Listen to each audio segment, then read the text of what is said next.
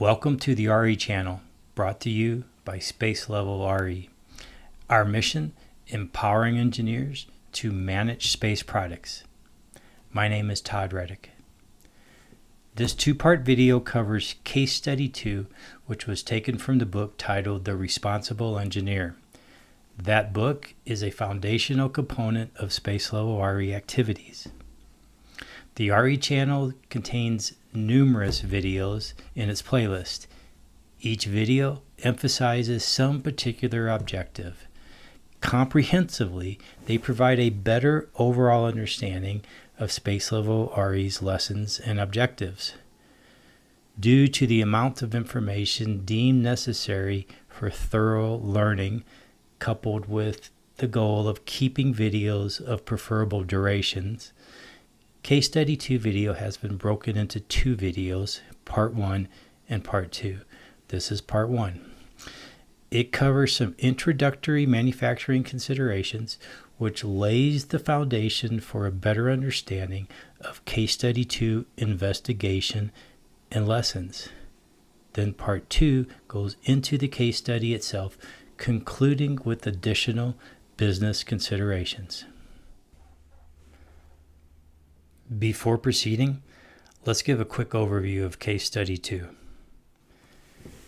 Case Study 2 product failures involved numerous high-power geosynchronous satellites losing small amounts of power.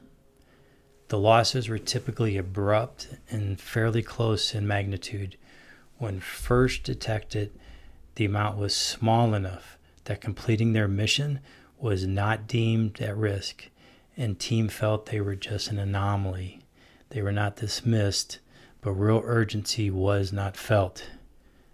But as additional satellites and additional power losses occurred, concern increased, leading to a full investigation involving customers and regular meetings. All satellites were in orbit, hence we only had basic telemetry to extrapolate from. It was a difficult and enduring multi-year investigation.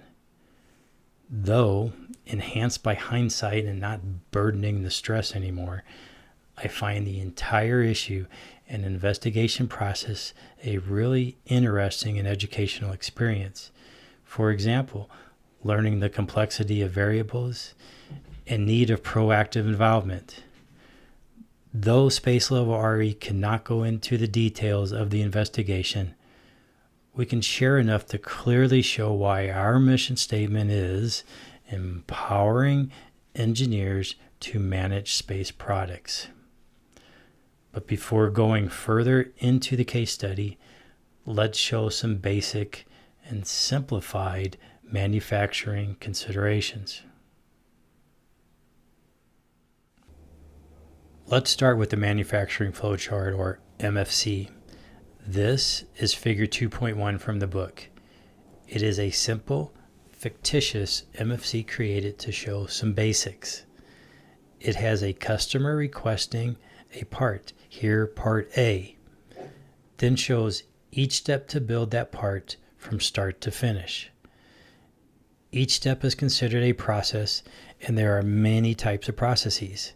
For example, it could be a welding process, such as this one, or an inspection or test, such as this one. These tests could be destructive or non-destructive, or it could be a location where parts are assembled. Each process should have a controlled, independent document describing it thoroughly. Understanding and tracking these process documents is central to managing the product. Manufacturing flowcharts can be very lengthy and complex. I view the M.S.E.E. as a living organism where it was always in a state of flux, and all processes are linked and can affect each other. Therefore, any of them have the potential to affect end product. Experiences have shown it wants to change. They also have many other uses beyond just showing the steps. For example, it can help in deciding where and how to acquire and track data in an effort to show that the product is being built to meet product requirements. That effort is called configuration management. Configuration management is a difficult subject and task. It takes significant expertise in numerous categories to determine which processes to pursue data, what data to pursue, and then what are the acceptable limits of that data. Signifying the importance of configuration management, the final chapter of the book advocates for the creation of a RE standard where configuration management training is listed as a requirement. Additionally, the M.S.E.E is a key component of a system named Revis we engineers design and successfully utilize to manage our product. The book contains an entire chapter about that. This M.S.E.E is for the creation of Part A. It is possible it is just for constructing only one Part A, but for our goals, let's assume there is a continuous, repetitious manufacturing of Part A, which is more likely anyway. This means multiple Part A's are being created one after another, A1, then A2, etc. Let's take a closer look at the last two processes. This one is a welding process. Then the other one immediately after it is named Inspection Visual IR. Therefore, the purpose of this inspection is to determine that this particular Part A has an acceptable weld. Here, two inspections occur to assess the weld. A visual assessment looking at size of the weld area, then an IR infrared test as current is applied. To keep things simple yet still meet our present goal, let's only look at weld area. In fact, for our goals, we don't even need actual weld area values. We just need to show a possible realistic generic pattern of that data. A common tool when measuring and tracking data at a process is a control chart. This is book figure 12.1. Typically, they show the value of collected data measured in the y-axis, then x value is simply the order or time when measured. This chart shows 15 data points, which represent 15 different Part A's going through manufacturing, each one encountering the inspection process, which generates a new data point. Part A1 was first, followed by A2, etc. Also, we see that the control chart has upper control limits and lower control limits. The goal is for the measurement or data points to be within those limits. Establishing those limits requires significant effort and expertise, touching on such topics as design of experiments or DOEs, failure mode effects analysis or FMEA, or statistics. Though they are important and interesting subjects, discussing how to establish limits is beyond the scope of this video, but fortunately not necessary to understand the lessons from this case study. If a data point falls outside the limits, then a nonconformance report or NCR is created, which has the potential to initiate multiple responses of varying magnitude. That subject is also important and interesting, but beyond what is necessary here. Here, all 15 points fell within the limits, therefore passing this inspection process. At the moment, what is important to recognize is that even though all these data points did fall within the limits, there is variation of their values. The belief is if the data falls within the limits, then the product is on track to meet product requirements. Though, with reservations, I conceptually agree with that. I often view variances a bit differently. I view them as boundaries of acceptable product risk, but that the risk varies. It is a spectrum of risk. The more you stay in the center, closer to the average, in general, there is less risk. As the data pushes toward the limits, additional risk could be added. Then, of course, if data falls outside the limit, it is an unacceptable risk.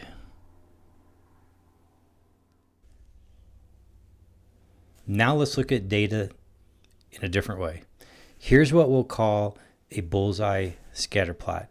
Looking at data in this way helps visually understand the upcoming material easier. Though this data is not an exact correlation to previous control chart, it has the same main structure, which includes average and limits, and again, the important takeaway, which is that the data has some variance or scatter.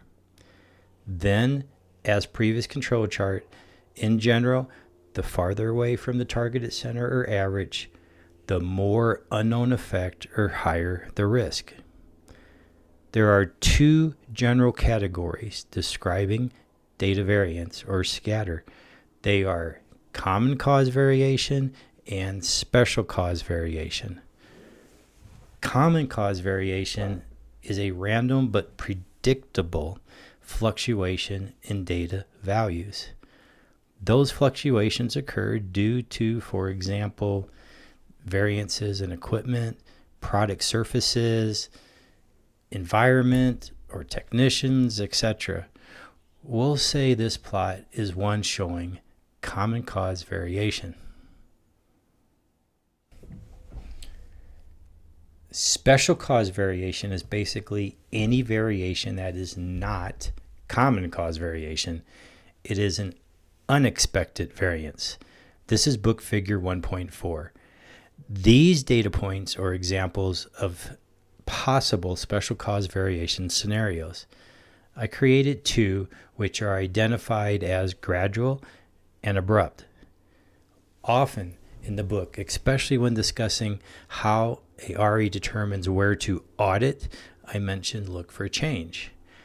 I directly correlate change to product as risk. And to plant the seed, change or risk could be something beyond a technical product variance. We'll discuss that soon. In this figure, we see that the data points are moving away from initial boundaries. Some type of change is occurring. Change could fall into many categories here. Some examples of where change might have originated are, again, equipment, material, environment, non-vetted process, vendor, technician, etc. I also made the data points approaching the limits orange color to remind us that they have more risk when compared to the center or green ones. Then the red ones, which are outside the limits, would initiate the creation of an NCR.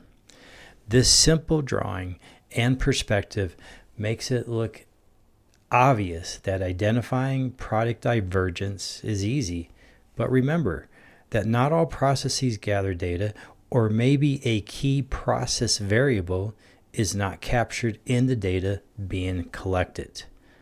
Again, configuration management is a very difficult subject, especially acknowledging that things naturally want to change. It is a natural process. One must just accept up front that the universe does not want to stay consistent and then plan accordingly. So far, we have looked at data collected at one process, but viewing that alone is only a small part of the overall equation. We must consider the entire manufacturing flowchart where all parts and processes are interlinked. The risk in one process could overlap with the risk at another process, or a shift of data at one process could now cause an overlap of risk at another process. That affected process could be the product at a subsequent process, or, interestingly enough, the product or original data at an earlier process, as this case study will show. This is book figure 1.3. It shows that risk from two different processes, process 1 and process 2, combining on the same part. Though the processes are labeled 1 and 2, that does not necessarily mean the processes are sequential. They could be far apart. Recognizing that separate risks can combine on a particular part is essential to understanding upcoming material. At this point, we should realize that variances start getting tricky from a product risk perspective. Now the reason we switched to the bullseye scatter plot? It is to set us up for the usage of Venn diagrams. They visually show what is common to different independent groups. Here we are simply showing that risk from 3 different groups or processes can be common to one part, and that the combination of risk on a part increased the chance of part failure.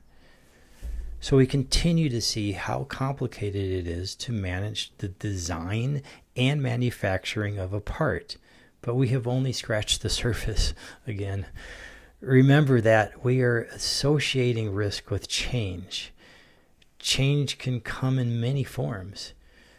Previously, I mentioned a few high-level generic examples of what I labeled there as special cause variation, where it is an unexpected change or not common cause. But risk considerations are even more complex. For example, what if there is a requirement change resulting to a planned part change?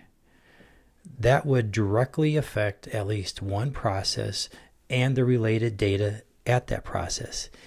Even if new data establishing common cause variation was established, that change, though planned, could still have unplanned consequences elsewhere. Would a change there shift product or data enough to now have overlap and introduce risk elsewhere? Is data even being collected at that process or related process? Even if yes, is it the correct data? Overall, one must ask themselves, has product risk increased? It certainly could have, and determining those links and impacts takes significant knowledge and proactive actions. Case study 2 will start to show the reality of these considerations. This concludes Case Study 2, Part 1. In Part 2, we'll show how it took multiple risks shifting and converging to introduce the possibility of product failure and initiate a multi-year investigation, which, in conclusion, clearly shows why Space Level RE's mission statement is empowering engineers to manage space products.